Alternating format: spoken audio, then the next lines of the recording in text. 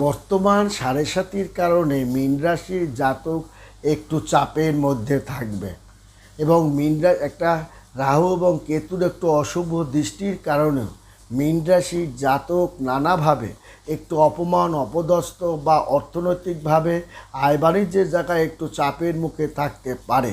কারণ বর্তমানে এই জুলাই মাসে মীন রাশির জাতক সহ আরও 5টা রাশির কিন্তু শনির একটা চাপ থাকবে।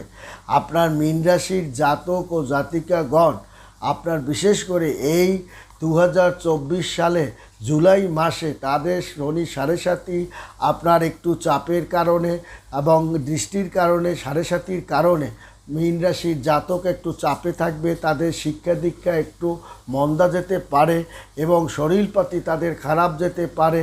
তাদের পাওনা জিনিস আদায় করতে একটু বিলম্ব হতে পারে, মানসিক কষ্ট পেতে পারে, পকেটের